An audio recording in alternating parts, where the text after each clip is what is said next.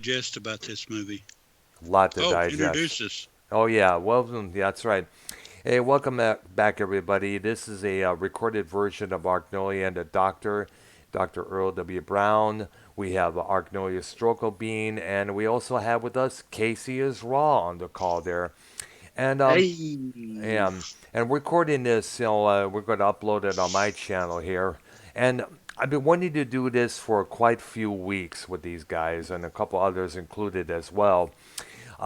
Anybody else? Well, of course, we're not going to be live. We're doing this So it's going to be pretty hard for anybody to know about this. unless of course of course we'd have to message somebody, if they want to come on the call up here because for the obvious reason there. That's I guess that's how we got to do it nowadays. Where if we want to get somebody, we have to message them ahead of time or minutes before. You oh know. yeah. Yeah, That. Right now it'd be kind of hard to figure out who else we want right now and who's available. Yeah, it's true. right, But I think right. I think we're doing pretty good on ourselves on our own here as a three. And Yeah. what we're discussing here is something that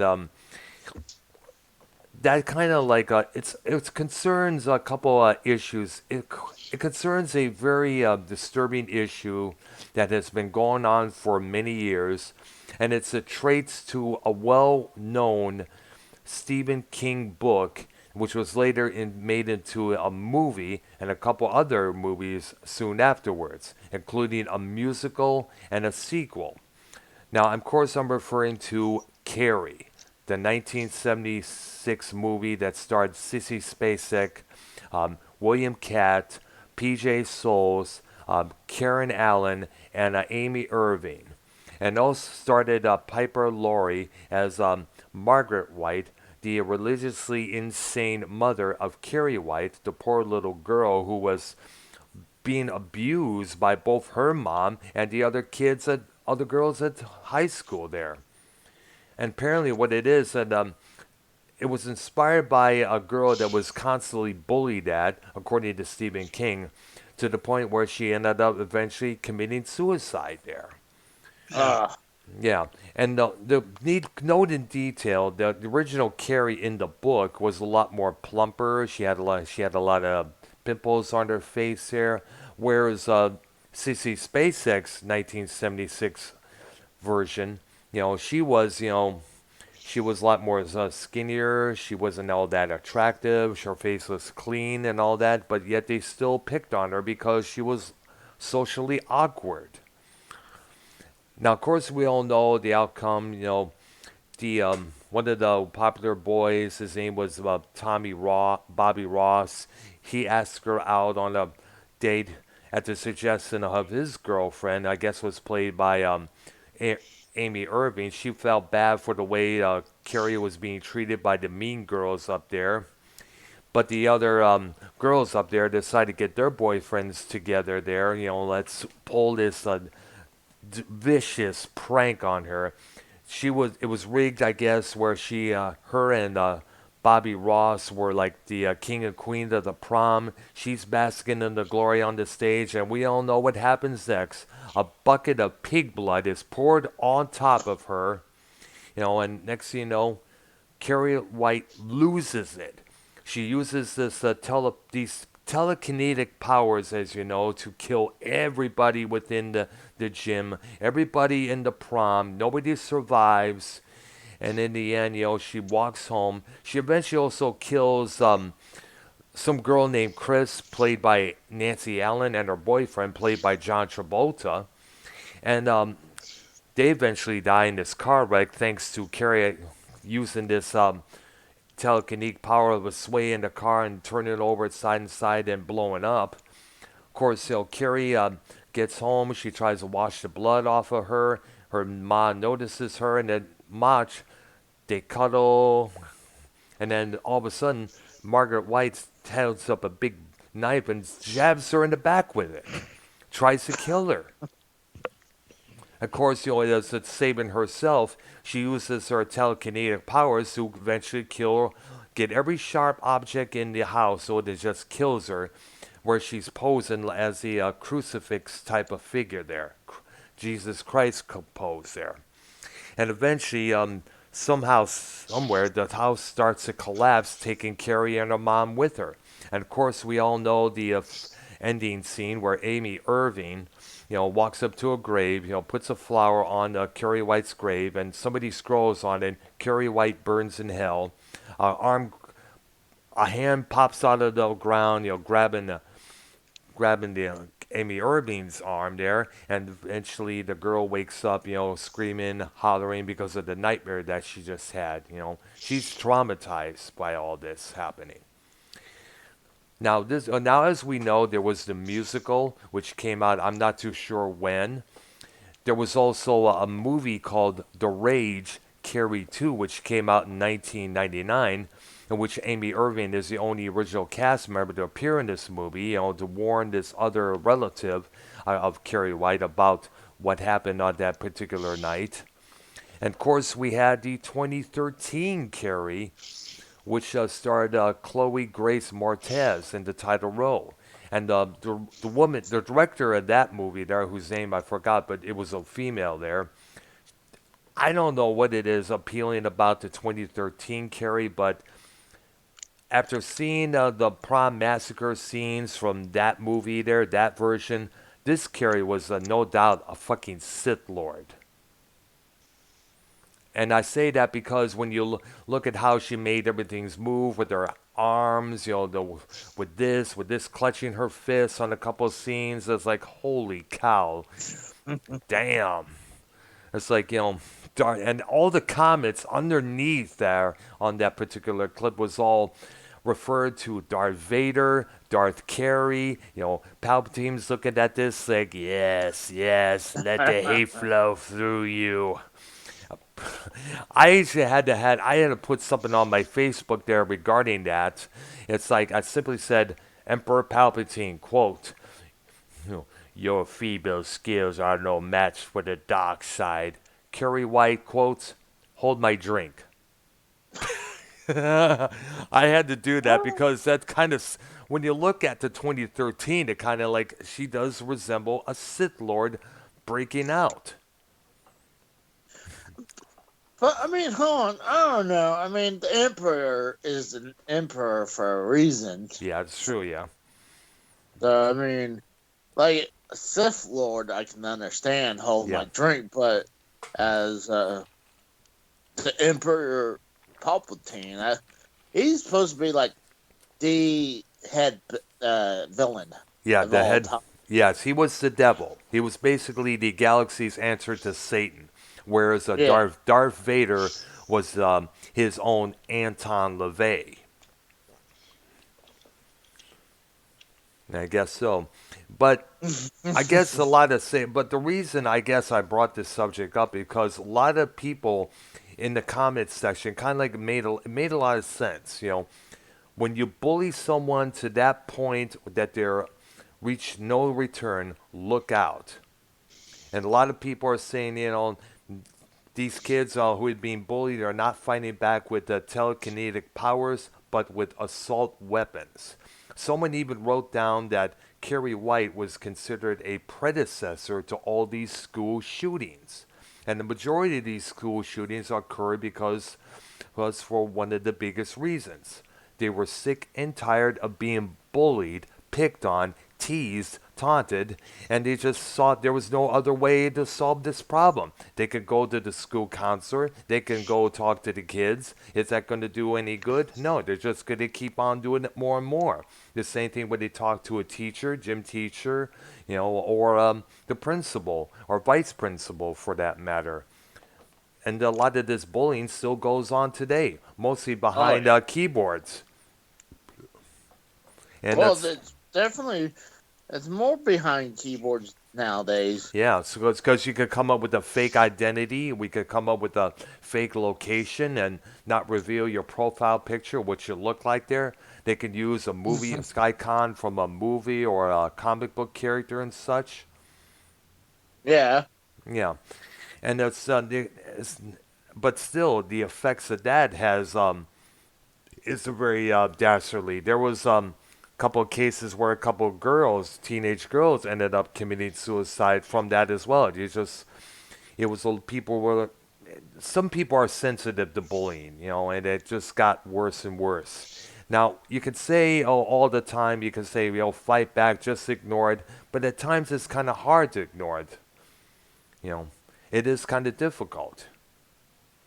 Because when you look at it, it's just, there's no escaping it. It's an everyday routine. It's an everyday route, and sooner or later, you're gonna have to take action. They're not going to stop. They're going to keep on doing it years afterward. They're going to keep being bullies. So the only option is to make it stop, is to literally make it stop with assault weapons. I mean, Yeah, I mean, yeah, with nowadays, God, I mean, what can you do? The only thing I think to stop some of these school shootings is just maybe putting like metal detectors in. yeah, there was talk about that. There was also, speaking of him, giving teachers weapons as well to hide in their desk, in their classrooms there. And this came Yeah. about because, and of course, that came about from the Sandy Hook shooting back in 2012 there. And of course, there was the Virginia Tech shooting there by this one Asian dude who had a mental illness there. And apparently, what it was is that I have here a list of lots of the school shootings. It has, of course, this was in the 2000s. There was one in Bailey, Colorado, in the September of 2006, February 2008 in Louisiana, Blacksburg, Virginia occurred in 2007. Bowie, Maryland was in 2002. And a lot of them, according to this, was because of the bullying that was going on. Because there's usually that one awkward kid, who's either wasn't getting with the times up there, they were not getting to what's happening, and next thing you know, they're just, being picked on for not being what they want them to be. Oh And yeah. yeah, it's true. And the worst of it is that I remember listening to a program that had a tattooed mistress, J.P. Baker, and Gina J, and a couple others on there. And Gina J did say this, and she said even though she used to get bullied for being overweight and stuff like that, for this reason, for that reason, for wearing glasses, such and such, but she still feels the hurt and still feels the resentment from all that. Like, there was something I saw on YouTube not too long ago. It's like it had this person, crumb up a blank piece of paper, throw it down to had the student throw it down to the ground, call it names, stomp on it. Then the instructor instructed the gal to open up the piece of paper that had been mangled, apologize to it. I'm sorry I did that to you. I really didn't mean to be like that. But the paper, is it going to be the same? No, it's going to be wrinkled. It's going to be crumpled, which pretty much states the mind of the person after all that happened. Yeah. And and the sad thing, it's like, why do you, the thing is this, bullying does do a lot of damage to lots of people. It does do a lot of damage to the person, especially when you're unable to fight back. You're just one Mhm. person, there's about 10 or 12 of them. And I'm going to relate a story to here to you guys that happened to be what happened years back. And this is probably one of the biggest reasons why I have a resentment towards the mainstream world, especially today's mainstream world. I was in a bar in place. It was a bar in it was called a bar and grill, a sports rock cafe in Marysville, Michigan. Now this was back in 1992. I know you people saying, "Oh, that's way back then. You should let it go back then," but it's kind of hard to at times because it often comes back up when you see the same kind of people who did that shit to you in the past, now seeing them today. All that's going to come back. Now, what it is that after the band that came to see was done playing, an all-female band, keep in mind, called Damsel. After they were done, they were loading up their equipment. I figured out what to do next. Well, should I go straight home or head to the nearby Myers to see what they got up there in terms of snacks, chips, or whatever, or something else worth picking up? These guys walk up to me and they said, "We don't like the way you look. We want you to step outside. Who are you to come in here dressed like that? Who are you to blah, blah, blah." Now, all keep in mind, all I was wearing was knee-high biker boots, which was the style back then, my old leather jacket, and a leather hat, a leather cap. My hair was braided up in back. And what it was is that they presumed that I was a drug dealer because the one of the guys kept yelling his head off saying, "Oh, if I catch you dealing drugs here and again, I will kill you. If I catch you this." I tried to tell them I wasn't a drug dealer how many times, but they didn't listen. They didn't want to take into what I said. They would kept going off and off and off even more. And when one of the guys had to hold one of the guys back saying, because he was about to kill me. I head out to the car and say, "Fuck this," The other band members saw that. They even stopped in and questioned, "Hey, what's going on here? What's happening?" And then as soon as I got to my car, I saw this one of the guys coming at me. So I get in my car and I head back home. Now on the way to I-94 up into about 23 Mile Road, this one van was right up my ass, tailgating me all the way there, like it was after me for some reason. I managed to get off 23 Mile Road and I head to Gratiot Avenue all the way back home. But after I got back, I was just furious. I was pissed off. Now, a couple weeks later, I found the band I came to see, which keep in mind, as I remind you, was an all-female band, was playing the Westland area in Michigan. I go there, and the first thing we're talking about what happened to me. And I found out that those guys went after them after they chased me out of that place for the same reason, the way they were dressed. And these were not, they were called sluts, they were called whores, and they weren't really dressed like those. They weren't wearing lingerie, they weren't wearing any scantily clad outfits, they were just wearing, female rock and roll outfits. They were on stage. Kind of like in the vein that is what Vixen used to wear a couple of times there, without the lacy stuff there. You know, and they vowed never to play that place ever again. Never again.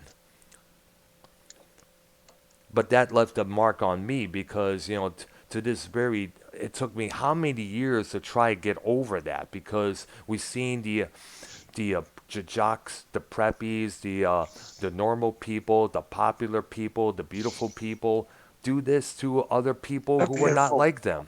Yeah. That's what we often call them. You go to these elite Hollywood parties that are hosted by the Kardashians. You see everybody looking fly, looking good. That's what I guess. That's what Marilyn Manson was talking about when he wrote that song. Yeah, that's when you said that. That's the first thing that came to my mind. Is like the beautiful people. Yeah, that's when. Yeah, exactly. As I mentioned, these are the people who have probably multiple plastic surgeries, probably got the latest Gucci handbags or the Louis Vuitton purses, and everything else. And it's just, they're the ones who pick on anybody who's not like them. If you come into a club like that, you look a little bit different, wearing a leather jacket or a trench coat, you're awfully considered a mark for them. Mark.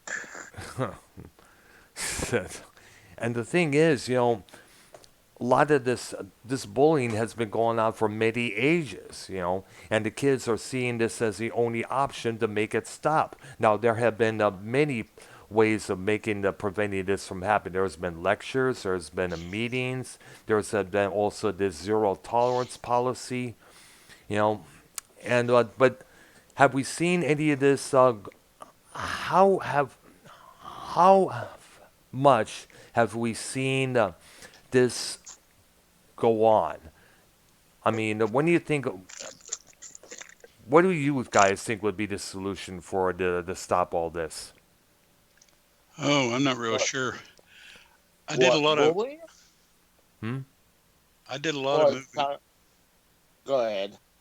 I did a lot of moving around when I was younger, well, I was never older, but that's neither here nor there. But at any rate, when I was a kid, we did a lot of moving around because my father was in the Air Force, and I was kind of a small guy. Actually, when I graduated from high school, I weighed 135 pounds. I weigh somewhat more than that now, but we won't get into that either. But at any rate, I had the potential to be bullied, but kind of the way I fought it it's a weird way was became kind of a class clown. And the bullies were like, well, we don't want to fool with him because everybody thinks he's funny because he's a class clown. And they pretty much leave me alone. And in some cases, I actually had members of the football team that would defend me if there were kids that were coming after me or whatever, because, well, I don't know, somehow I made friends with them. I'm not real sure how. But I had a lot of big guys that were kind of like semi-protectors for me. So I don't know if that was the reason or what, but I didn't experience a lot of bullying. I mean, I got a little bit, but not a lot. Everybody pretty much left me alone, I guess, because I don't know. I was kind of bullied a little bit, not majorly. I mean, there's some people I just try to steer away. My damn dog Yeah, thing. I see a pooch in the background there. Yeah. Your dogs are bullying you. Yeah, they're like, is your girlfriend over? And I'm like, no, she's not here today. But no, I was like, I would try to steer myself away from those people. Like, kind of hope a lot of times, like, oh, please not to be on the school bus again. Yeah, But oh, pretty much after like intermediate high school, a lot of that stuff just kind of started fizzling away. I, I mean, I was always a big guy. I'm not as big as most of those kids are getting nowadays Yeah. from just eating too much. But uh, I didn't break 200 until like maybe after high school. But you were picked But on. But you were picked on a little bit there because of your weight. yeah, well, it was not only that. It was just I just wasn't popular at that. I mean, shoot, I barely even had girlfriends during that time frame when I was a kid. I mean, and if I did, I would have a girlfriend, and then like 2 years later, I'll finally have another one. Hmm. Yeah, So it was a lot longer for me. I didn't really have a girlfriend in my high school because I was like the outcast because I didn't smoke, I didn't drink, and all that jazz there. Back then, if you didn't do any of that, you were an outcast. You were not bothered. Nobody talked to you. Nobody respected you. You were not what they wanted you to be. You know, I was a heavy metaler at high school there, and I wanted to hang out with the other heavy metal kids, but I couldn't because I didn't smoke weed, I didn't drink booze, or any of that. You know, I didn't pop pills, or let alone snort cocaine or anything like that. But you know, and yeah, back then, if you didn't do any of that stuff, you're not welcome here. And that's kind of upsetting to a high schooler out there trying to fit in, which whether the group it is. And keep in mind, it wasn't like everything is all collaged together. It's like I guess around the '90s, it was okay to say, "Hey, I like Ozzy Osbourne and I also like Prince." Back then, it was unacceptable. You had to be one or the other. true. That makes sense. I mean, I think it's probably more acceptable being Ozzy fan than Prince. Hmm. Quite frankly, wouldn't you think? Yeah, yeah, no, yeah, because as I mentioned, the styles of the people there were very segregated. You know, they only hung out their groups. You hung out your group, and that, you know, and it was always the preppies, the jocks, the popular people that always cut down everybody else because they were not as popular as the people as that people look up to, whether it's the captain of the high school football team or the baseball team there. If you're not super athletic, if you're not what they, you know, you're looked down at. Yeah, I mean that's true here too. I mean, there's definitely I mean, unless you're not doing the sport, you're kind of like you said, you kind of look down at. Yeah. And this, I also got to bring up this little subject here. And now, as you know, me and Tommy, NC 2010, we got things settled between us. I admit I was in the wrong when I was going at him. I was mostly channeling my father when I was channeling him, trying to be his father, and all that jazz. And I was able to admit that. It took me long to realize that I didn't want to follow in that kind of particular footsteps, and course, and we since made up, Sometime I would like to do a show with him, sometime, but pertaining to this subject. But I can imagine, I think one of the reasons why he blows his cool the way he does, because of the way he's often picked on by the numerous calls, by the numerous donations, whether it's on Joe or Ken's programs there, Tommy this, Yeah. Tommy, especially when he went after his friend Deb A, you know Uh, when you gosh, because he really lost it there. I remember him being on JB's show there one afternoon, blaming this community for the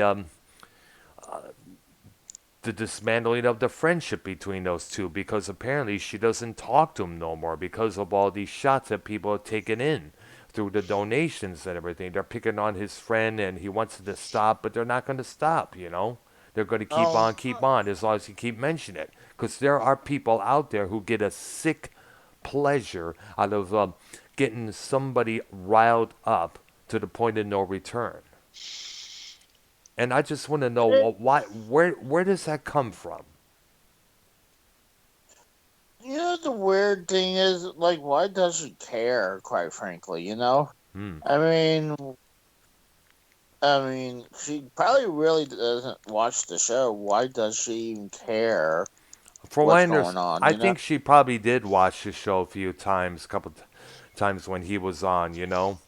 He probably either, Hmm. but then again, there are a couple of people speculated that he did got in her ear or she got in his ear about all this that was going on there. I'm thinking possibly she may have watched the shows, possibly when wherever he was on, and him talking about Deb A lot of times. It provoked the people who hate Tommy, to do all that kind of stuff. Yeah. And Tommy was trying to protect his friend there. I think now Leah mentioned something here, and she mentioned that one of the big reasons why Tommy was so desperate to hold on to his friendship with her was because she gave him what he needed, which was attention.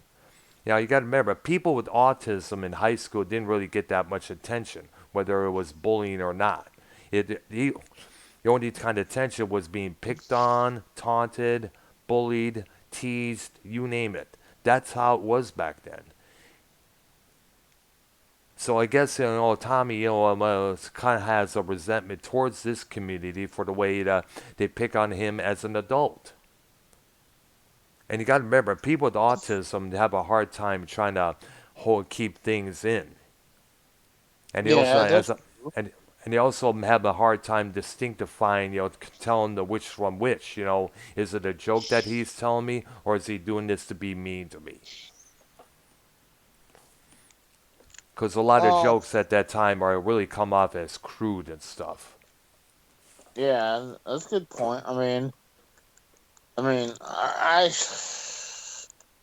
I think honestly, like I did a lot of jokes towards Tommy, Hmm. but I didn't really. I didn't. I don't hate Tommy. I don't hate Tommy either. I never hated him. I was trying to get a couple points across in those videos I did on him, but Hmm. the issue is, an autistic person has a hard time accepting advice for some reason. It doesn't it state why. I've looked it up a couple of times, but sometimes or any little bit of advice, any little small amount of criticism, they're going to take it to heart. Yeah, I agree with that. Yeah, they I mean, yeah, I I mean, mean, you can kind of see that with Tommy all the time. yeah, they because you got to remember, it's just something in the, with the mind frame because I used to be like that a lot of times. You know, I couldn't. Let me give you an example. Um, when it was about, I used to have very very short hair when I was a young kid there, and my of course they decided, you know, let's I think it's time Earl grows some of his hair out like everybody else did. Not massively long that I did for many years, but for let's a little bit below the ears and almost to the shoulders there. So I tell my uncle, who I always loved having over many times as a kid, when he would have play with us, you know, play games with me and my sister. I tell my uncle this along with his friends who came over the house one time, and I said, Uncle Bill, guess what I'm doing? I'm gonna grow my hair out. And then he looks at me, hands me his, puts out his hands like, "Come here, sweetheart. Come here, sweetheart. Come here, sweetie." And I don't know if some people told me that it was a joke or something like that because he was drinking at that time. But to me, that was like him making fun of me for growing this, saying, if you're going to grow your hair out like a girl, I'm going to talk to you like a girl.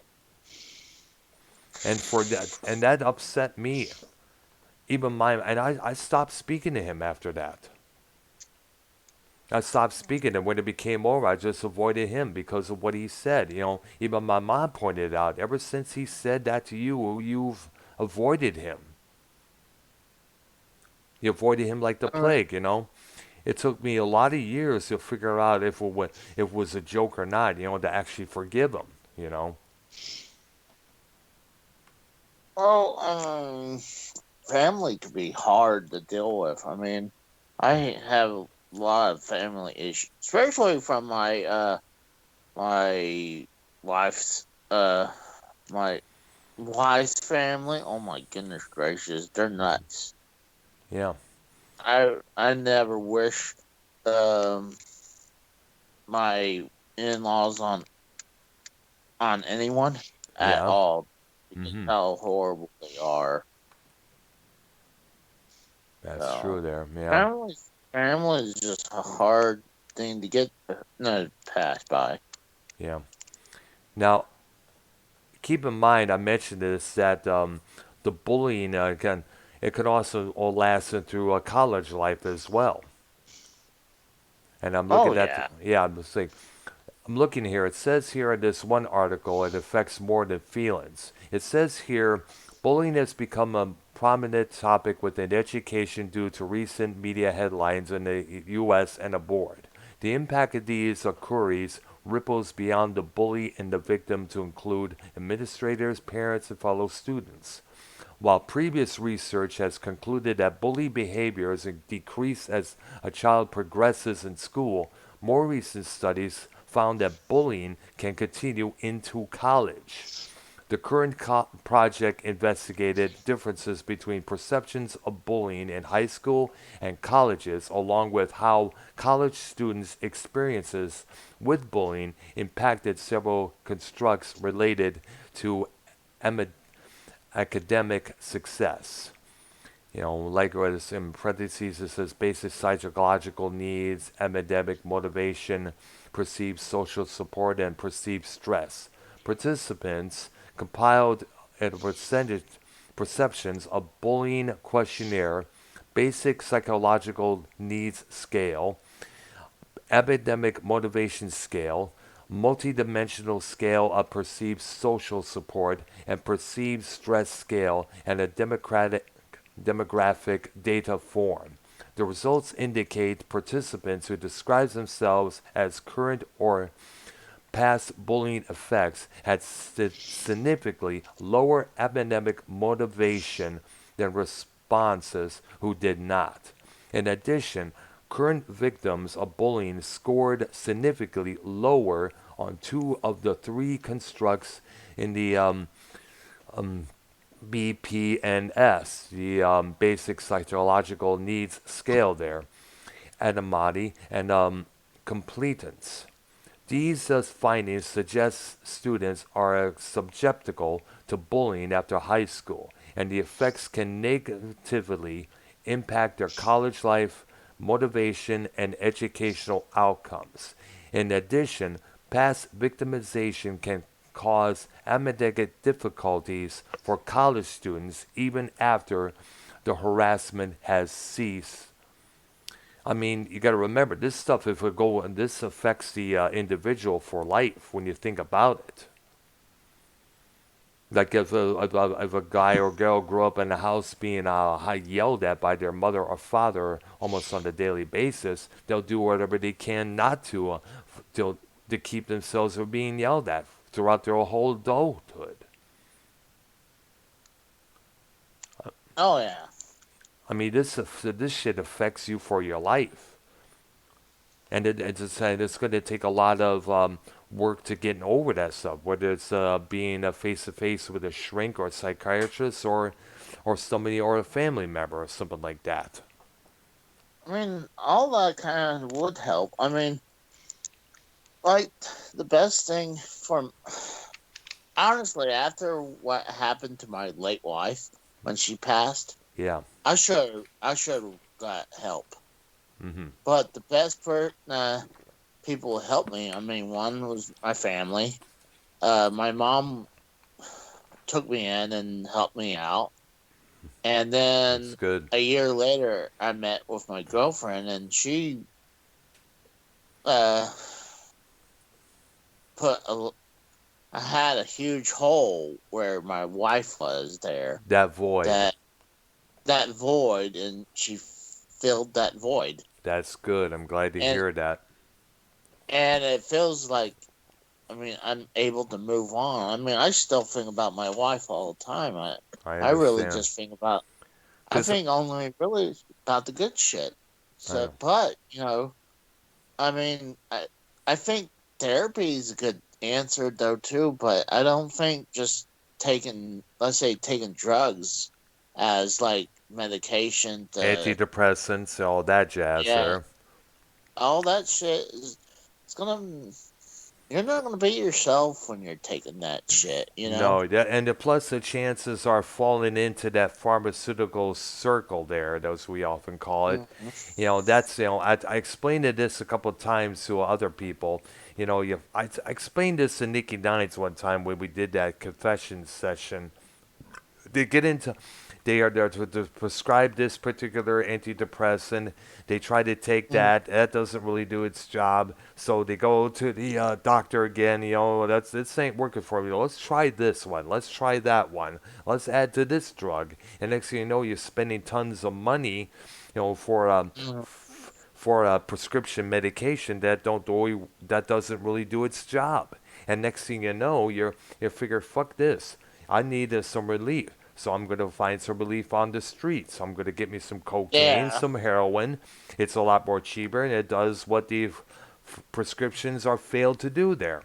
But the risk of that is it become a massive addict, and you're going to have to resort to such extremes, such as stealing from supermarkets, convenience stores, department stores, because to provide Mhm. from food and clothing for yourself. You turn things in for money, and plus, drug dealers don't take food stamps or credit or debit there. As you know, they just want Oh cold no. hard cash.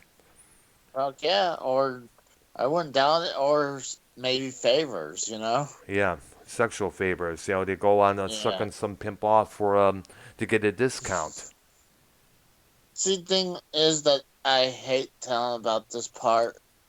My wife, she was been dealing with back injuries for a long time, Mm-hmm. and That's she was having issues finding meds that would help her. A lot of times, I would try to tell her, it's like, we just need to get you see if someone can do surgery for you because medicine is not pain meds is not the answer. You need to have them talk about doing surgery, and it's she got the injury not from herself, not from her fault at her own, wow. because there's a thing called that she formed to catch in her brain. It's called the I'm trying to think of it's not an illness, but it's I guess you can say it's an illness. It's what the thing is called. It's pseudotumor cerebri. Mm. They say it's a fake tumor in the brain, but because it's not there, but it's the brain producing uh too much brain fluid, Uh-huh. causing causing her brain to have headaches and crushing her brain and her skull because of that. So she had to get what's called spinal taps, Yes. and one of those spinal taps got infected, and that's why she had a back injury. And she she was a former drug addict before that. She Yeah. used to do coke and marijuana, but she was clean. Yeah. But because she got the injury, none fault at her own, she couldn't get relief. She couldn't get relief from the pain, and she couldn't. She said she couldn't sleep, but every time I get home, it looks like she's asleep. She's in bed, but it just sucks about. And then she resorted when she couldn't get the right meds or get relieved. She resorted doing heroin, and Oh. that's what did her in. Wow. That is something Yeah, there. That is a trip, you know. You know what? yeah. This reminds me of the former singer of Pantera, Phil Samlo. He was doing heroin to curb the pain that his back was giving him. I guess he had a two herniated disc there, but he never sought any time, to actually get back surgery, such and such there. Instead of that, he just let it go on to it gets worse, and then to allow his addiction to get worse.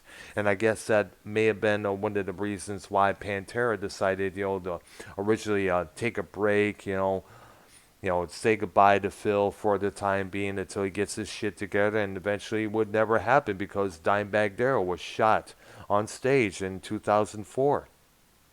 And a lot of people, Damn. yeah, I remember and a lot of people, I was walking on Facebook, and there was a picture of Phil Osama holding one of Dimebag's Dean guitars, and one with the rebel flag on the front there. And one of the comments saying, "Congratulations, Phil, your dope addiction destroyed one of the best bands to come out of Texas."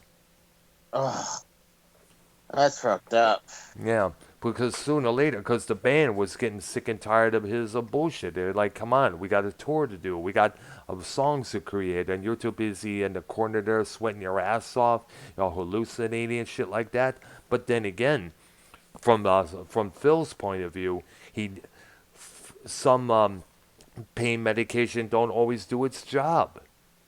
Oh no, no. I mean, sometimes why they pretty much double up on stuff. And what sucks is that it, it's I'm not gonna say about other things, but yeah, she would double up on her meds, Hmm. and then eventually, when she needs her normal amount, she's out. Yeah, And I tell her, it's like you need to try to, stick it out and not overdo it, and not forget not to take your meds the right way. yeah, it's true. And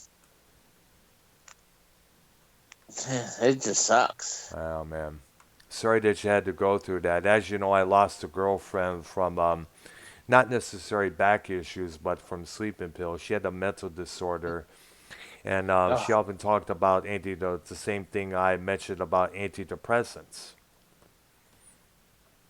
You know, Yeah, and some of that can fuck you up as well. Those antidepressants yeah, as you get well. especially when you take too much. There was a lot of times she often referred to all the pill medications that she was taking at the time as a quote unquote pill salad. A pill salad. Yeah. Now, okay, so let's get back on to our subject of Carrie White. and how she's considered the predecessor for all these, anti-bullying shit here. Now, the movie, the original 1976 one, as you know, it was nominated. Both Sissy Spacek and Piper Laurie were nominated for Best Actress and Best Supporting Actress. Um, Brian De Palma won the grand prize for the some fantasy film festival there. The Edgar Allan Poe was was nominated for the best motion picture. You know, the 34th Global Golden Globe Awards. You know, Piper Laurie was nominated for best supporting actress in a motion picture. You know, Sissy Spacek won from the National Society of Film Critics Award for that role there. Now, of course, as you know, there was a sequel which came out in 1999, and it featured another teenager with telekinetic powers who was revealed to have shared a father with Carrie White. I guess that's where they get these powers from. So apparently, the father in question, whose name we never even knew of, apparently fathered another child, and this person happened to be Rachel.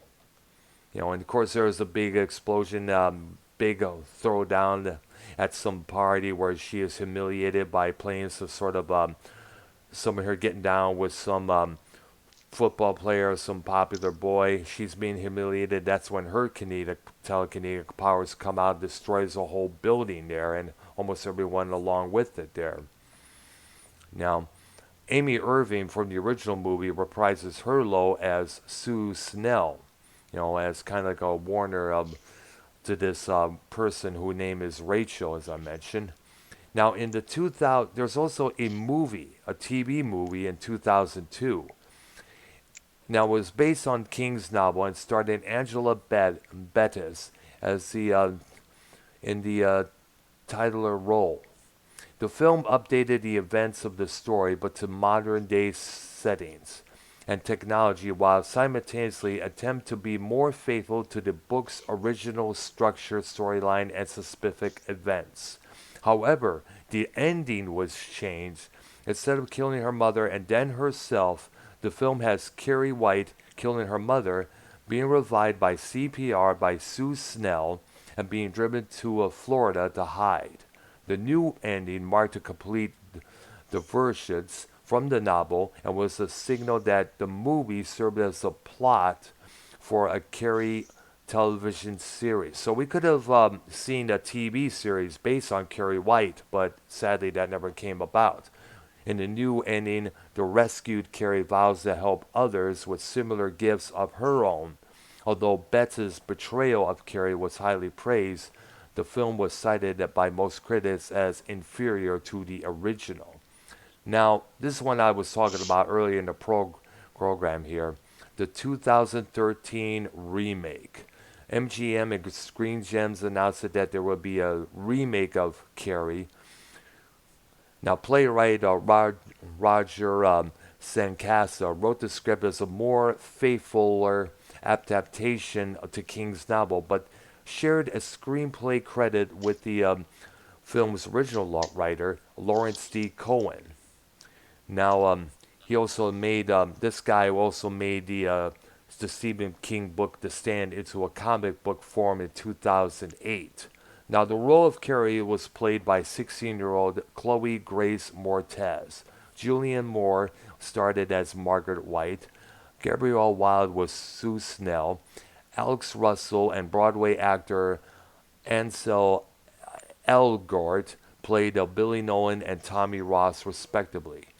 Now, the role of Chris Hargensen and Judy Greer was cast by Miss, what's her name? This Darjan, I think her name is. Now, the role of Chris Hargensen was portrayed by Porta Doubleday. Now, the movie was directed by a lady named Kimberly Pierce. Now, she was known for her work on the movie Boys Don't Cry, which, as you know, earned Hilary Swank her recognition there. This is the one that I was really fascinated by because of the way Carrie White came off as a Sith Lord. With the way she moved her arms, the way she did her clutch her fists in midair, causing this thing to hover through the air and to crush this person there to death. The way this girl all of a sudden is set on fire, bing bam boom, she kind of resembled that. And that's when I was looking at all the comments about the reference to Darth Vader, Palpatine, and everything else there. You know, even reference to Charles Xavier from the X-Men saying, Carrie, this is not who you are. Something like that there. You know how YouTube comments are nowadays. But Oh yeah. but in a way you kind of like can't help but see the similarities between the 2013 Carrie to possibly Darth Vader or Darth Sidious there. The way the only thing was missing from this Carrie was Force Lightning. And of course, as I mentioned many times, if this is a result of what happens when you bully someone to the point of no return. In a lot of ways, many people are who are being bullied are somewhat becoming their own little Carrie Whites.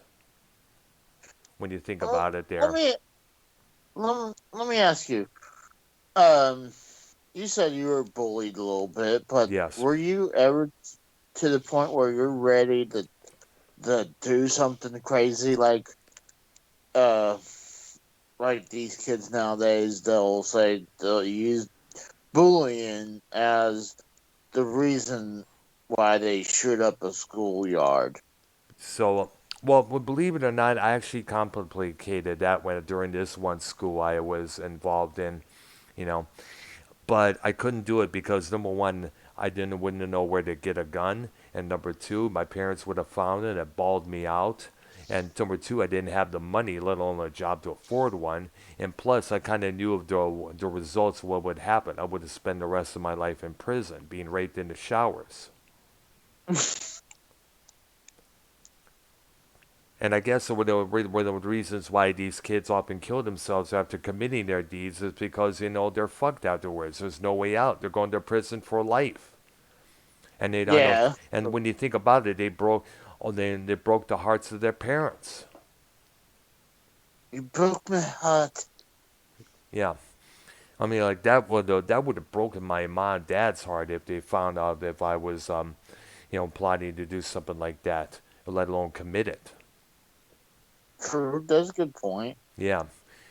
People got to think about these things, but they're too busy figuring out how do we stop this? How do we prevent this from happening? Because it's never going to end. It's not going to stop. That's the only thing that's on their mind right nowadays. Especially with the cyberbullying now.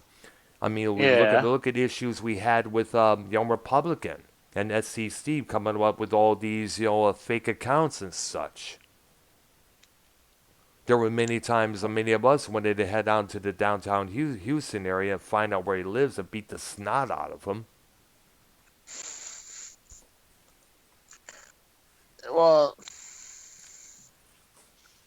yeah, I can't answer that. Because it's true, we still feel that today. Oh yeah. That's true. But the question I have is, what is it about this person who feels that they have to bully someone who's different? Oh, that's exactly the question. That's exactly it because they're different.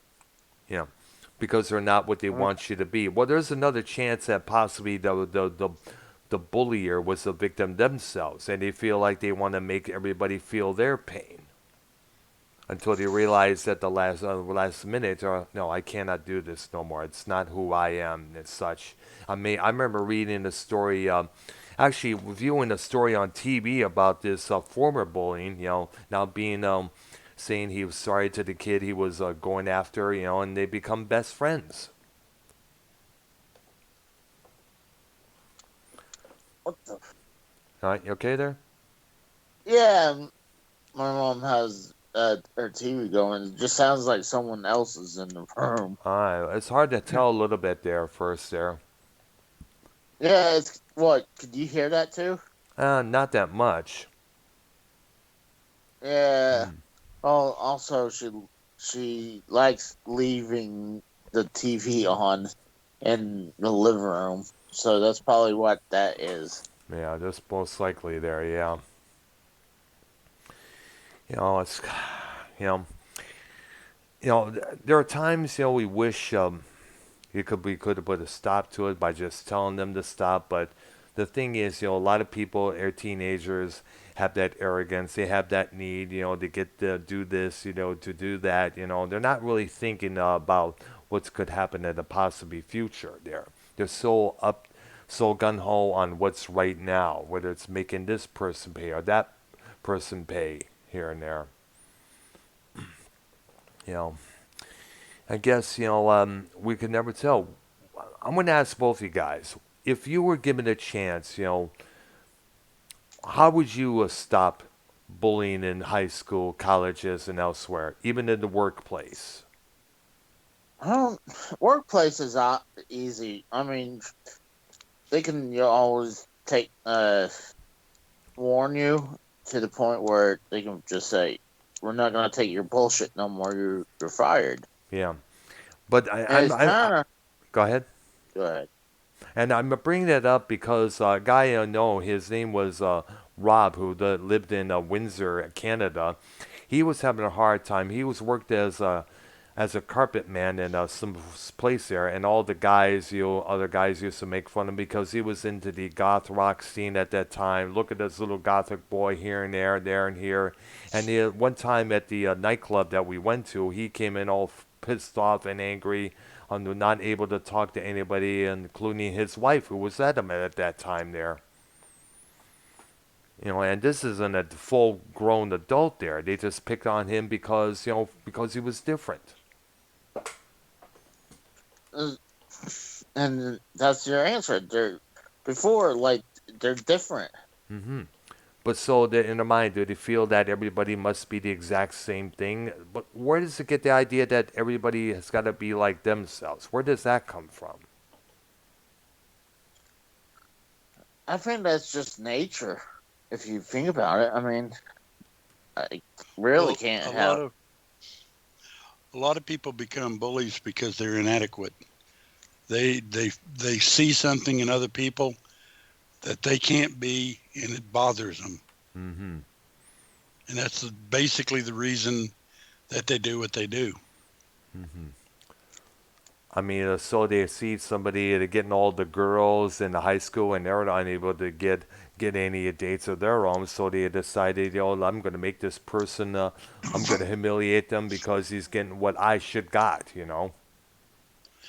Yeah, either that or they have this mistaken belief that if they make this guy look bad, it makes them look better. That's true as well. We've seen it many times because a lot of the bullies out there, they're the ones who having the issues, whether it's their weight or mental capacity or something else. They're probably unable to pitch a baseball, let alone play the game.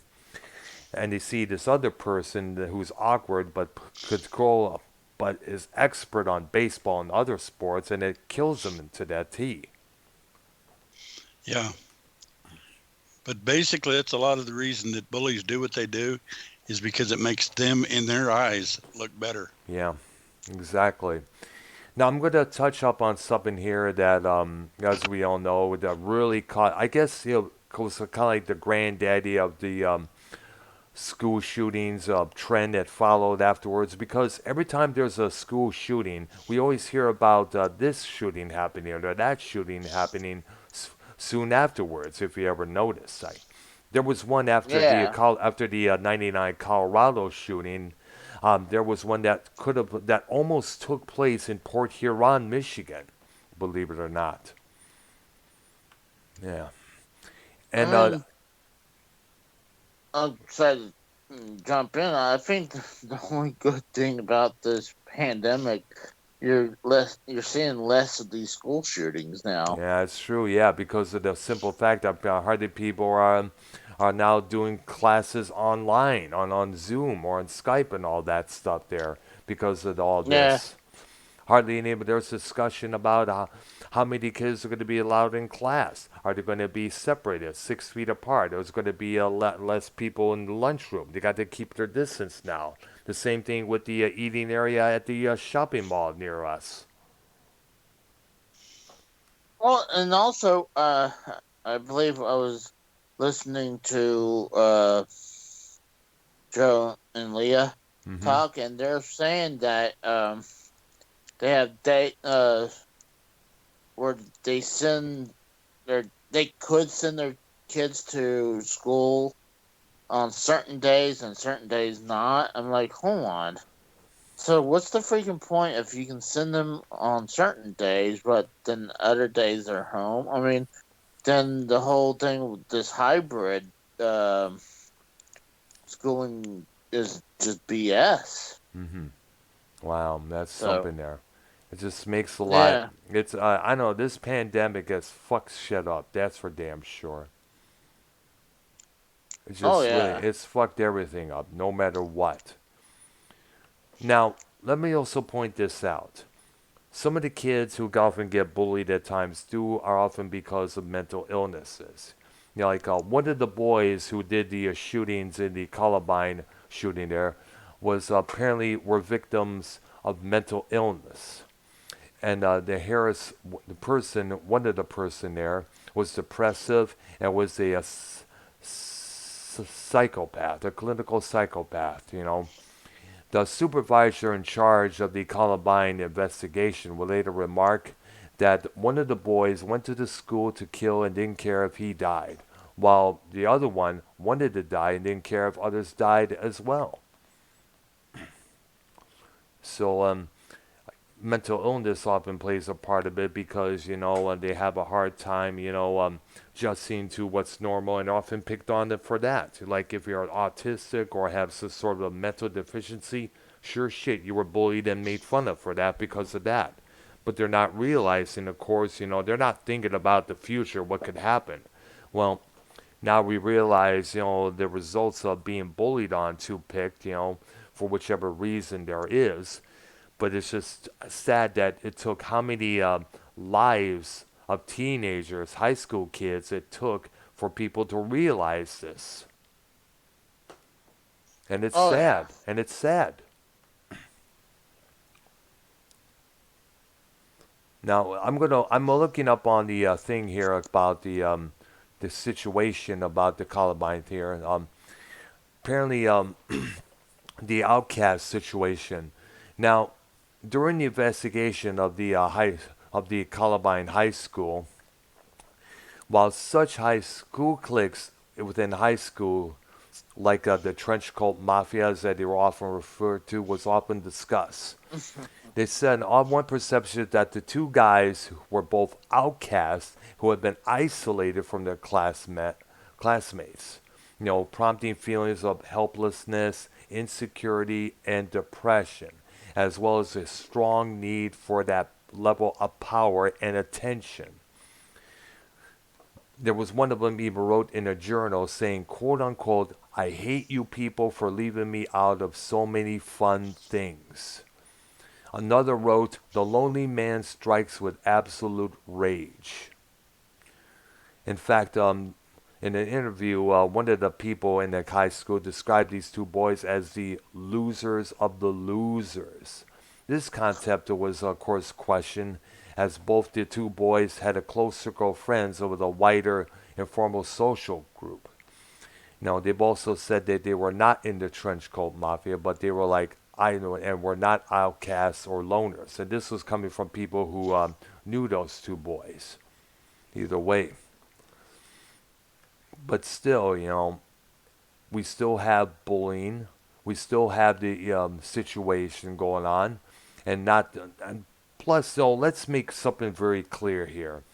And this goes to anybody out there who likes to blame certain rock bands that their kids are listening to, whether it's Aerosmith or Marilyn Manson or Black Sabbath or Ozzy Osbourne. It's not the music's fault. Let's keep that Oh in no. mind.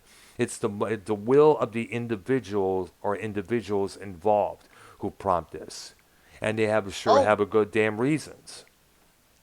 like we were talking about yesterday when I was like, it's like where they want to blame like video games and stuff like Correct. that. Yeah, for Like, the blame the video games for all these school shootings that were going on. Even Donald Trump did that for a while, yeah.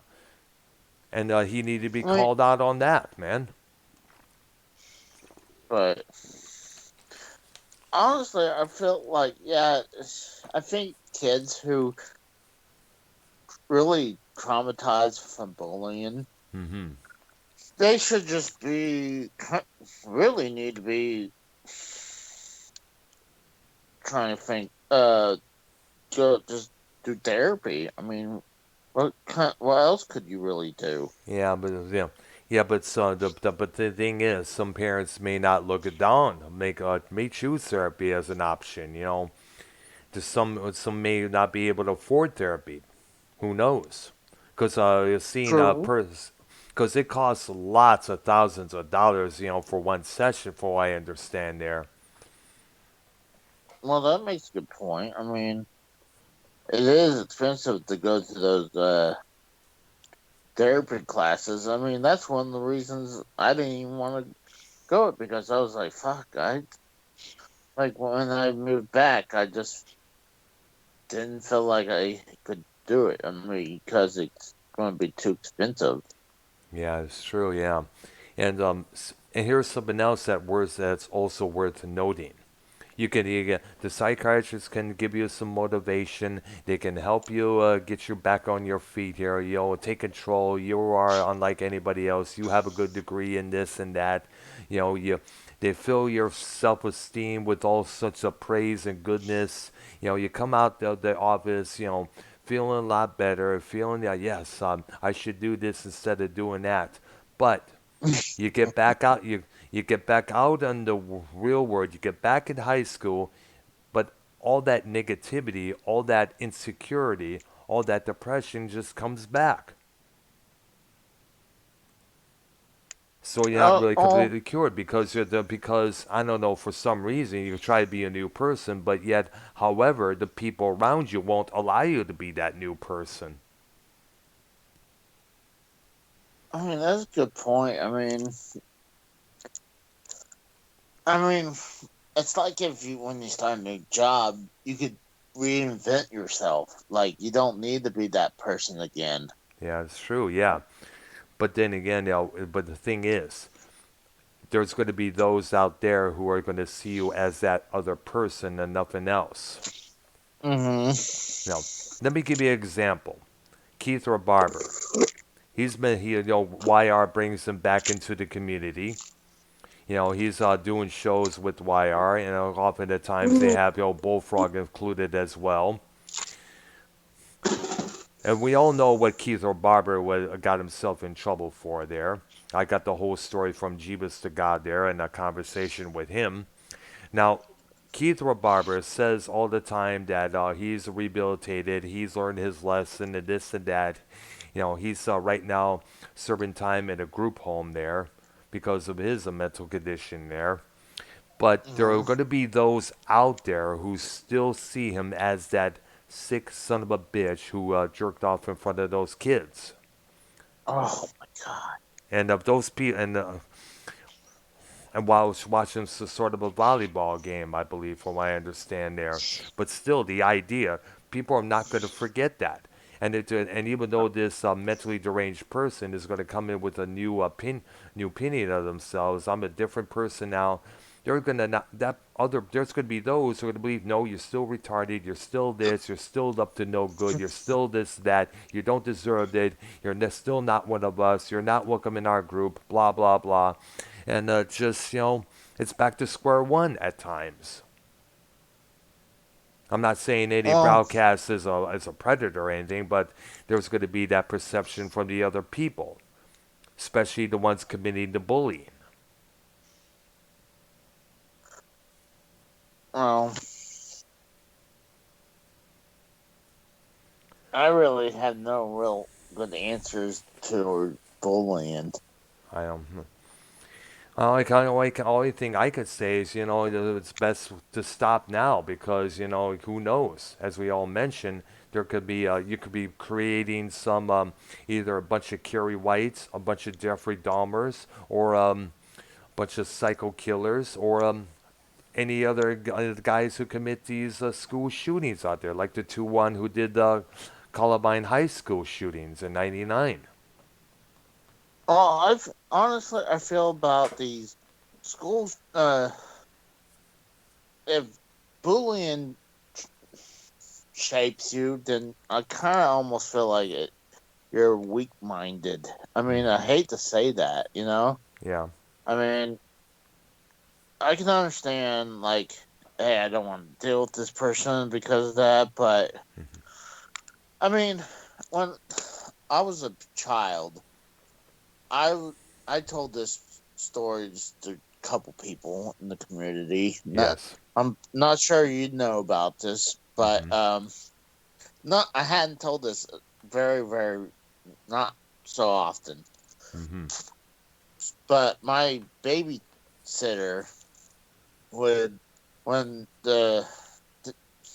when they dropped me off to his babysitter, this woman would beat the shit out of me to the Wow. point where she, yeah, they were using coat hangers and beat me.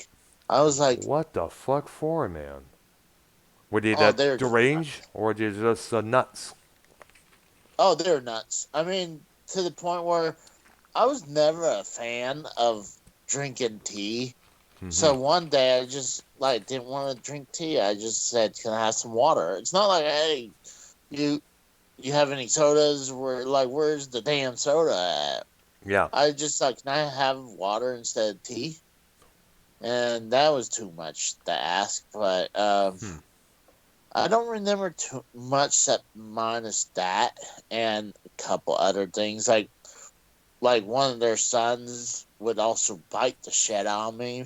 He was way younger, but anytime you're around, he'll bite you good. Yeah. But but I don't use that as a crutch. That I'm not like, oh my god, those bad days. I mean, to me, I like I said, I feel like if you're weak minded to the point you're gonna shoot up a schoolyard or even other places, you're just weak minded and like you're using this as a crutch. I mean, I'm not saying bullying it shouldn't be. Uh, Always the reason.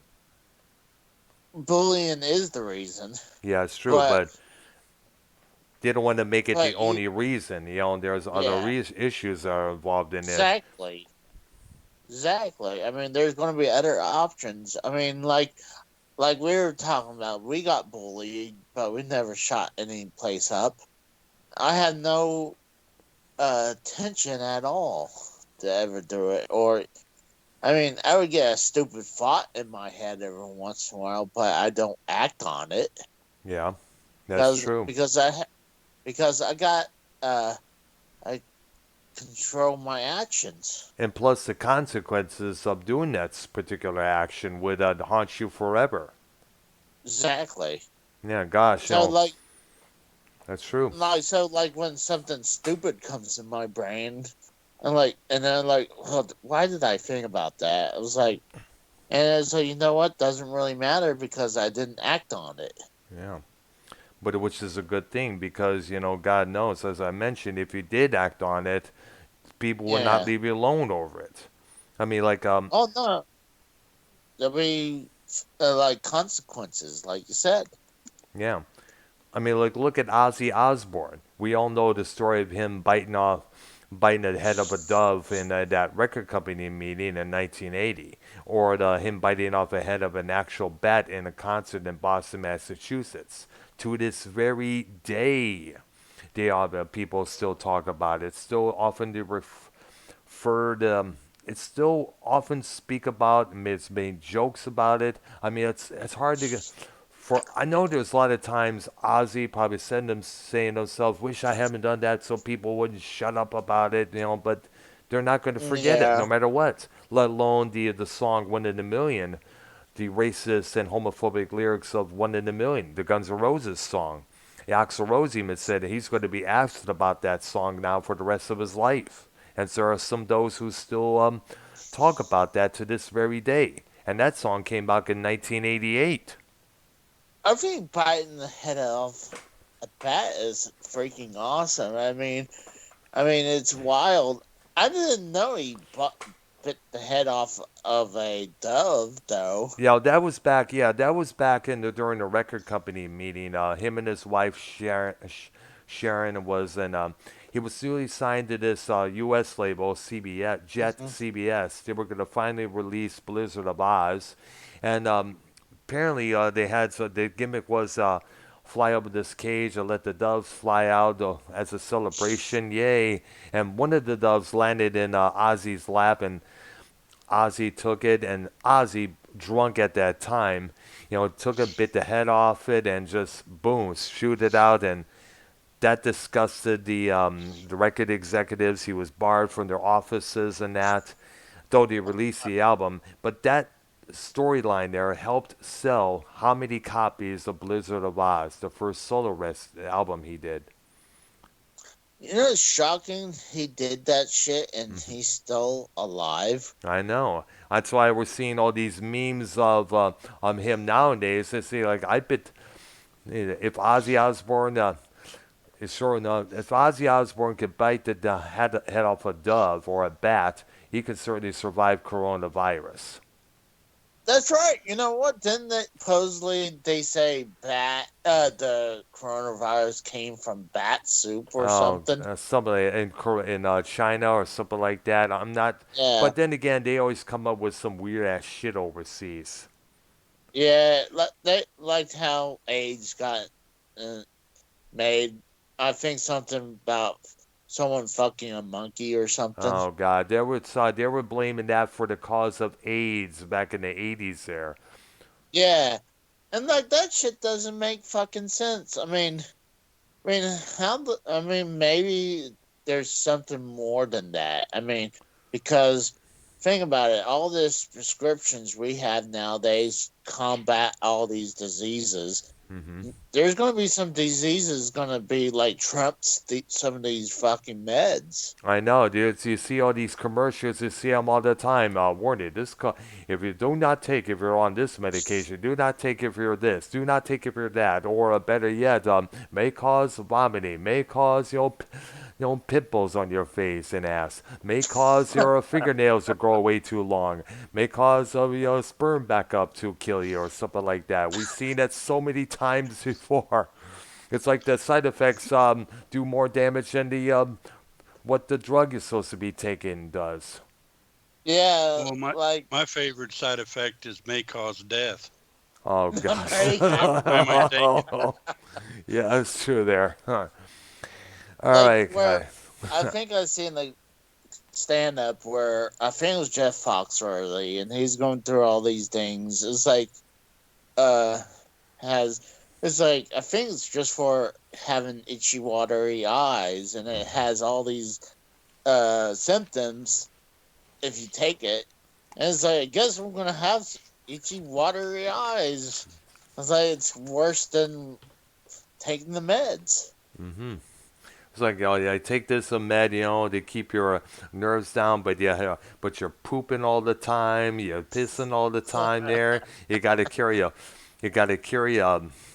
Looks like you have to carry a catheter with you in case you feel like pissing right there and there, or one of those devices where you have a little urine bag strapped to your legs. You have to, so you don't have, so you can pee in down the tube into that bag without going to the bathroom. But at least you'll be stress free. You won't have to worry about your nerves shaking no more. Yeah, because that'd be like like I think with all that, I was like, I'd rather be I'm taking, stressed out than that. or better yet, like, do you take this weight loss pill there? But you will be, of course, you'll be shitting bricks. You'll be pissing ice cubes. But at least look at all the weight you will lose in no time there. Or you gotta think that makes sense. If you're gonna lose weight, you gotta shit a lot of this out. Yeah, but not to the point where you like clogging up the bathroom every 2 minutes. Oh God, this is when you like when you got to stock up on toilet paper that's bigger than your whole room there. Oh God. Oh gosh. Oh, well, just remember when something else happened, like this fucking pandemic, that we better load up on toilet paper, not food. The stuff you really have to worry about, Oh food and gosh. medicine, you have to load up on toilet paper Oh gosh. Yeah, first. kind of. That's what everybody did when this pandemic started. It's like like toilet paper was the gold at that time.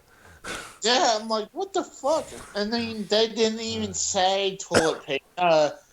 That diarrhea was one of the symptoms for some reason. Oh my gosh, and that never happened. That never Yeah. happened. But then again, that's the media playing with people's heads. And you know how people love to believe what is being told to them through the media. Well, you know what? After pretty much the whole thing was since Trump says this is fake news and shit. Yep. I mean, I took news like I watched like NBC or CBS News, and you're thinking this shit's supposed to be professional, not no agenda. It's supposed to be complete stuff you can trust. Yeah. And Correct. now, watching some of this shit, listening to this shit, like you can't even trust the fucking news. You Correct. think? Yeah, exactly. I mean, you figure you can trust. Like, I can understand when people are like, "Oh, where did you get that information?" Is off from. It's like, well, the internet. It's like, well, there you go. I mean, I'm not like you're an idiot if you believe everything on the internet, but I'm like, you figure you're supposed to be okay if you believe everything the news tell you. Yeah. But don't always believe just don't believe the hype. Public Enemy said it best back in '88, because there's so many people buying into this, buying into that. Which, by the way, going back to the Columbine shootings there, so many people had believed that Marilyn Manson had a play in this whole thing there. Now, Marilyn Manson, as you know, and it is a band that established themselves as a household name, as one of the most controversial bands in history since The Doors, since Black Sabbath. You know, they had, by the time the Rock is Dead tour in '99, the frontman had become a cultural war iconist and a rallying icon for alienated youth. As the popularity increased, the confrontational nature of the group's music and imagery outraged a lot of social conservatives and religious people as well. Numerous politicians still lobbied to have their performances banned, citing false and exaggeration claims that they contained animal sacrifices, rape, and bestiality, which of course is not true. Because people, of course, people love to make up stuff like that. They were claiming that people were doing sacrifices outside of Black Sabbath shows there. Yeah, There was a lot of picketing, there was a lot of protests there, claiming that Manson was preaching rape, was teaching the kids to rape, murder, blasphemy, and suicide, such and such. Now, after the massacre in Columbine, a good portion of the blame was directed at Manson because of as well. In the weeks following the shootings, media reports about the two boys portrayed them and the trench coat mafia as part of a gothic cult. And so a lot of goth kids out there who was in the goth rock scene at that time, they were being pigeonholed as murderers as well because of this. I remember many stories. People worried about if some guy with a trench coat is going to come in and shoot the place up there. That has happened many times before. Because controversial, many people get that perception up there. Now, although these claims were proven to be false, news outlets contributed to run sensuous stories with headlines such as "Killers Worshipped Rock Freak Marilyn Manson" or "Devil Worshipping Maniac Told Kids to Kill."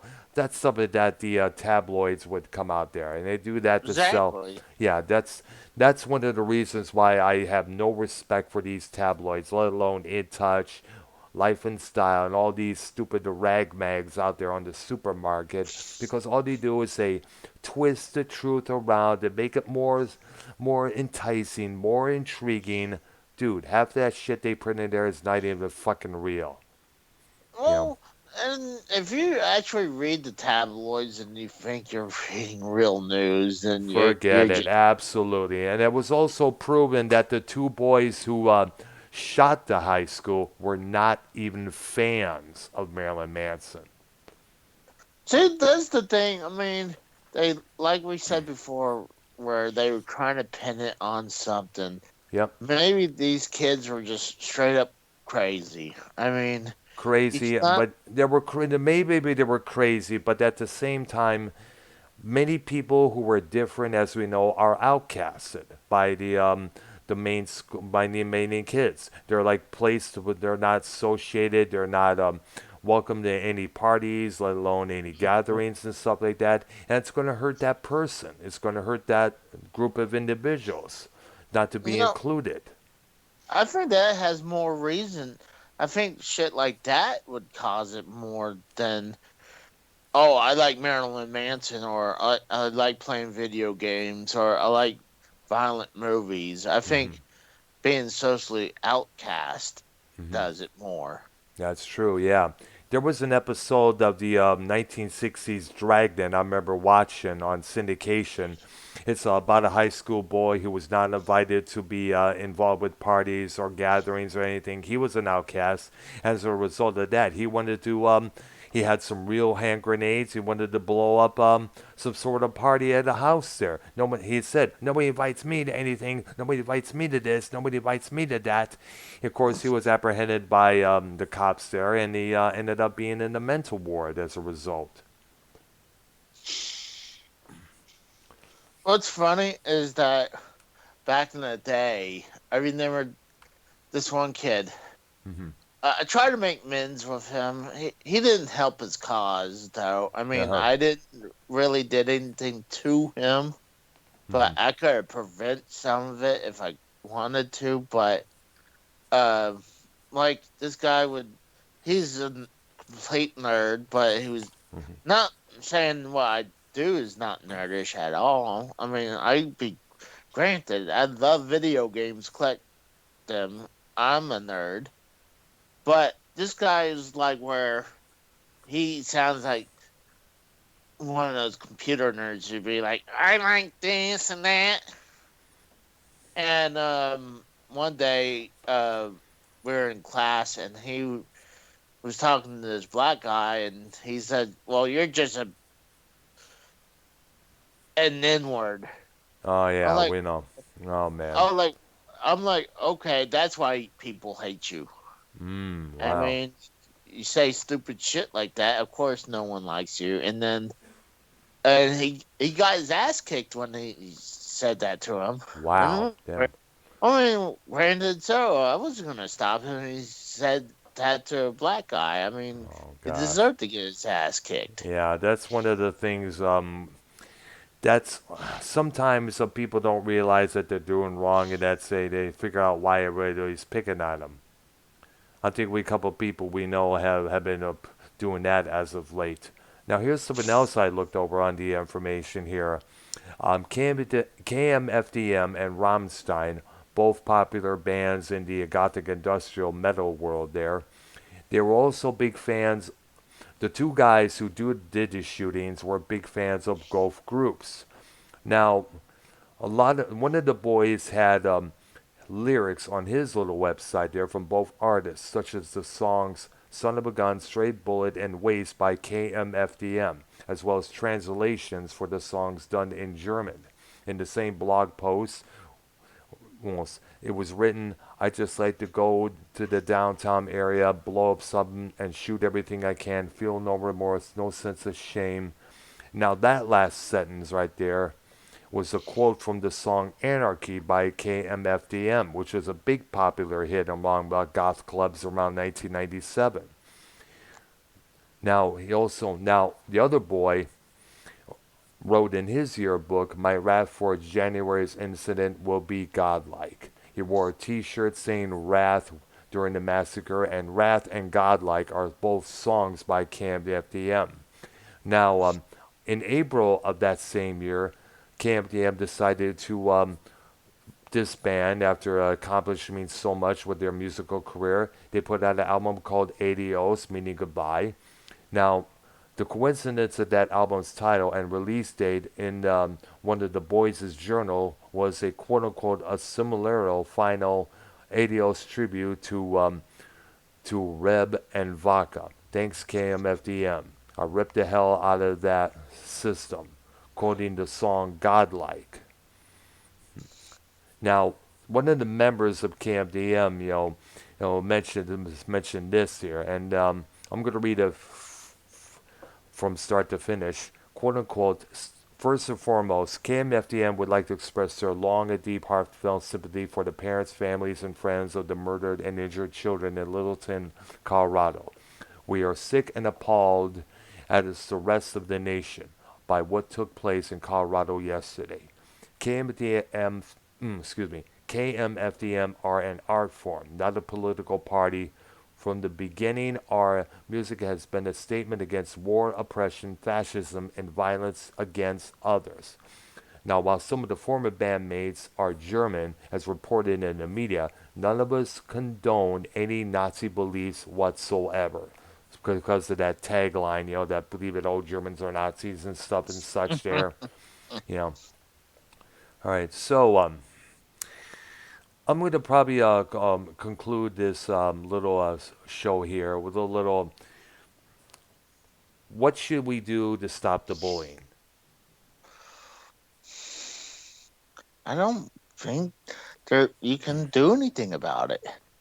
But what do we Like, do? And from a personal level, there really isn't anything we can do about it. But what is the best way to combat it? Is it ignore it? Is it okay? Do you think we should just move on our merry way and flip the haters off like they often these rappers often preach about in some of their memes there? I think. Oh, go ahead. Hmm. I I I think went. Go ahead. I, I think the best way is just ignore it. I mean, as a kid, it was so hard for me to do that. I mean, I took I've that. had that issue myself, but then I guess one of the good things about being in this community is it helped me do such a thing because we've seen so many people getting upset and angry over what somebody says at a donation. Mm, Let me give you an example. That's why ignoring is probably the best option because, as you know, I mentioned my girlfriend who passed away in 2001. I was talking about her on an episode of Monetize This when I was on the call with Joe, Leah, JB, and Dave Rose.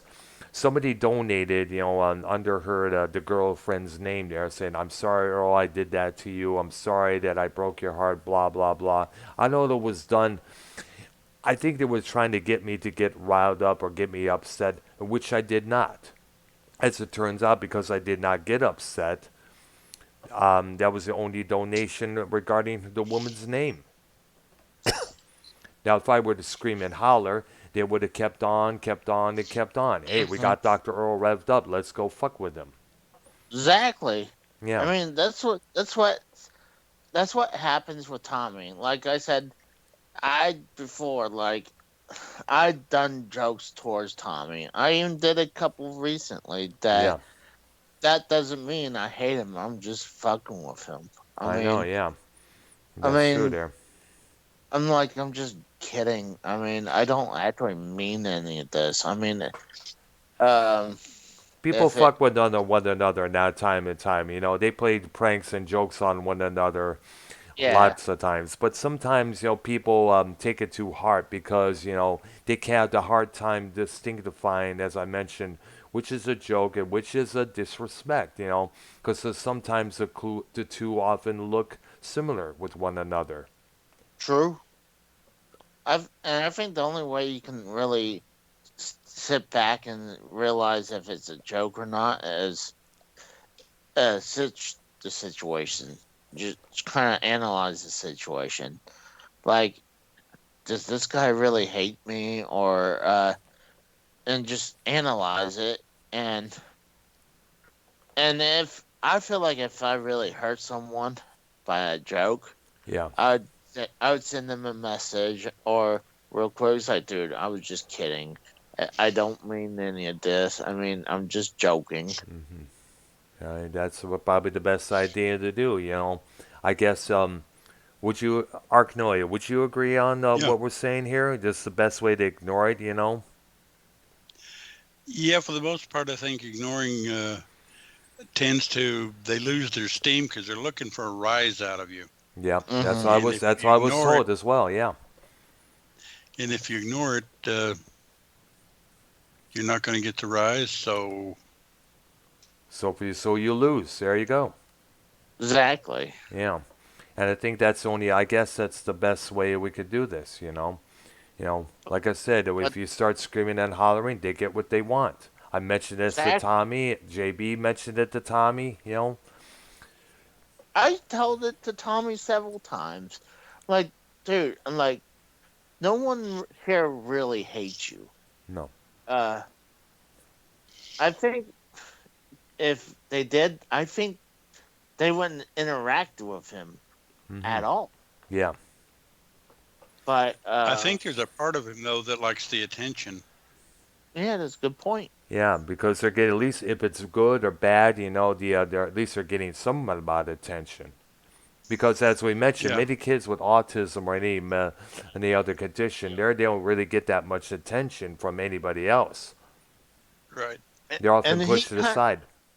and he kind of he demands attention, especially the way how he dressed. I mean, no one like back in school. You dress normally. You wear shirts. Yeah, some people dress like goth and stuff. I Yeah, mean, well, those are goth people, and yeah. then there's the jocks. hmm But no one ever. I never seen a kid growing up from kindergarten all the way to high school dressed up in a suit like Tommy did. I mean, that's something like he's just a demands attention. That's something like that's a thing called standing out from the crowd. I guess what Tommy's doing, and Yeah. I'm not going to follow in what everyone else with their fashionable steps. Many people with autism try to have their own paths, their own ideas, their own sense of fashion and stuff like Hmm. that. Even though it may not comply with what everybody else wants and prefers, but still they try to. The idea is of being he wants to be his own person in a lot of ways. That what comes along with Right. it. I often feel the same way. While Uh, everybody is like everybody is wearing T-shirts of Marilyn Manson or Ozzy Osbourne. I'm gonna wear a T-shirt. Like you remember all those Charles Manson T-shirts that was big in the '90s that Axl yeah. Rose was wearing. Instead of wearing, I'm sorry, I could never wear a Manson shirt. Marilyn Man. No, excuse me, Charles Manson T-shirt. I just don't agree. If I'm gonna wear a shirt of somebody notorious, I'm gonna probably wear a shirt of Tanya Harding or a Lorena Bobbitt. Something to stand out in the Oh, crowd. true. Yeah. Yeah, I mean, gosh, do you think in the future, you know how people praise like AC/DC and Metallica Yes. as, you remember back in the day where AC/DC was like the devil, Yes, I and remember. now, In fact, you remember the Richard Ramirez case back around the 80s? He was, so one of the things that was left behind was an ACDC hat Now, while the authorities was looking for this killer, the media was focused on the ACDC hat, because a lot of people were thinking maybe ACDC's music had something to do with it, with this guy, with the murders that this guy was committing. Hmm. Well, do you think in the future, with all these groups like Marilyn Manson, I mean, even Ozzy's there though right now, where he's a legend. Yeah, he's there. People But now love him, but back then, he was a lot of conservatives, a lot of parents, a lot of Christians, hated him because of the album mm, covers and some of the storyline in the videos, like the Bark of the Moon video there. do you think that'll eventually happen for Marilyn Manson? I think so. A But lot of people are now citing him as an outclasser when it came to certain interviews, like he did with the Bill O'Reilly there. But it's mm, going to probably be a long time before people realize that. and yeah, I mean, that's what I was just wondering because, like I said, people thought ACDC was the devil, and well, even Same thing with what's Iron going, Maiden. Remember the yeah, song "The no, Number of the Beast"? That drew a lot of flack from all these Christian activists. mm, And right now, and Iron Maiden is one of the biggest bands. Actually, Iron Maiden and AC/DC are the two biggest bands out there that are selling out arenas and festivals in overseas and in the states as well. Because yeah, when I saw Iron Maiden at the City Woods Pavilion last year in December, and excuse me, September, place was fucking packed. Place was packed to the fucking gills, from the pavilion to the lawn seats area there. well, here, think about this. Remember back, well, I know I didn't remember this, and I don't know if you guys could confirm this at all, but like my mom, I mean, I know way back then that Elvis was considered like The devil. in the devil because the way he was moving his hips and everything and being Sexually very, provocative at that time. yeah. That's why we mentioned that he had to be filmed from the waist up on some shows. Black music in general, Hmm. back in those days, was considered evil. Yep. The Beatles, Yep. There the with the, Yeah. Stones. yep. There was a lot of backlash against the Beatles when they first arrived. All these, these guys who were upset that their girlfriends, that the girls that they were had crushing on, was falling in love with John Paul, George, and Ringo there, and not them at times. The haircuts, the suits, and the style of music. I guarantee you having that album that got censored, that didn't help either. All the yesterday and today. I'm not exactly sure. What was it where they had a bunch of they were dressed up The as Butcher Baby doctors? Shot, yeah, the Yeah, Butcher Baby yeah, Shot, yeah, that was the name of the album. Yesterday and Today, the U.S. version. yeah. So like that didn't help them. But I mean now they're Well, and if you ever talk about a classic rock band, they're like the number one you think of. Yeah, because the songwriting skills, the way they did their songs and everything else, including the millions and millions of bands and artists that were inspired of them, whether it's the boy band or NSYNC or the Clash or Oasis or any other group that's out there. When you think about it. All right, so I guess we're going to probably conclude this show up here with the this is a little bit of advice. I think we all agree that ignoring the bullying could be a good option. And Yeah. but if it does get to you, it's best to talk to someone about it, whether it's a principal, high school principal, vice principal, teachers, gym teacher, counselor. counselor. Yeah, it's best to talk to someone. It's also best to Even talk to a therapist because think of the consequences that could come about if you actually decide to go out there and commit these murders. All these others did there. And there It was a won't lot. think about it.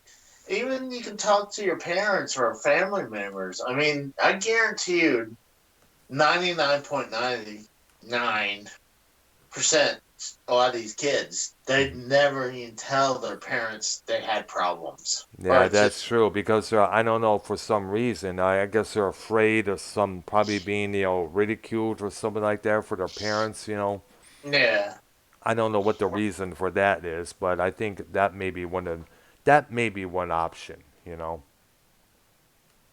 I mean, like, I know I could always talk to my parents, and I mean, I was luckily I had a good family. That's My good. and what sucked, my wife had the exact opposite. So, and a lot of times before she passed, I always wanted her to come here so she can experience what real family is supposed to be. Hmm. But I mean, that's the only advice I can give. Yeah, that's all you can do is ignore him. Just take it in stride. Just ignore them. Do like some of these female rappers talk about. Flip them off, fuck the haters, and move the fuck on. That's probably the best option out there. Because most likely the ones doing the bullying, they're looking for some attention themselves. And when they don't get that, Oh, they're the ones losing. oh, I totally agree. I mean, Um, if they don't get the attention, they lost. yep, correct. All right, guys, I think that's gonna do it for this evening here. And we gave our 2 bits on this particular subject. Thank you, Casey is Raw, and thank you to you, Arknolia Strokelbean, for being part of this discussion. Sure. And also shout out to Stephen King for writing a classic book, which to this day is regarded as kind of like a lesson for anybody who plans on picking on someone because they're different and such. And one more thing, and I'm going to say this in a jokingly matter.